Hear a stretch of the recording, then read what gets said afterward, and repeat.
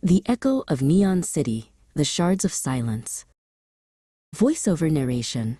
The radiancy didn't wash things away, it only coated the rot in a neon sheen.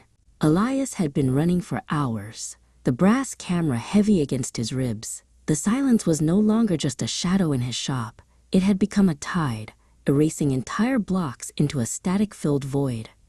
Out of the smog stepped a man with a mechanical eye that glowed a cold, clinical blue. This was Cyrus, a scavenger of forgotten data who had been tracking the camera's frequency.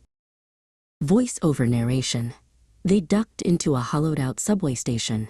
Elias fumbled with the camera's dials, and Lyra's form flickered into existence. But she was translucent, her golden light sparking like a dying bulb. The silence was eating the very history that gave her shape. She looked at Elias, her expression a mix of sorrow and resolve. She knew the anchor was failing, and without it, she would become part of the nothingness. Voice-over narration. Suddenly, the air grew frigid. The sound of the city, the hum of fans, the drip of water vanished.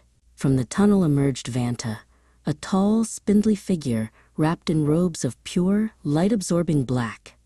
Vanta was the silence's herald, a soul hollowed out to serve the void.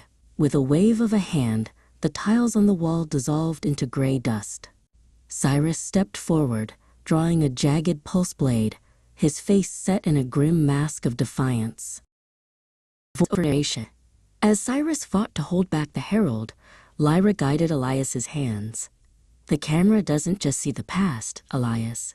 It captures the truth. Pointed at the void. Elias stood tall, framing Vanta through the viewfinder. As he pressed the shutter, the camera roared with a blinding, golden radiance. It wasn't a flash, it was a physical burst of remembering. The light collided with the shadow, turning Vanta's ink-like form into a gallery of frozen, beautiful moments. Voiceover narration. Vanta vanished, shattered by the weight of 1,000 recovered memories. But the victory was short-lived. The station began to collapse. As the silence retreated to city core, Cyrus helped Elias to his feet, both of them battered but alive. Above them, the great archive tower loomed, the source of the city's power, and the place where the silence was born. They had the key, but the climb would cost them everything they had left.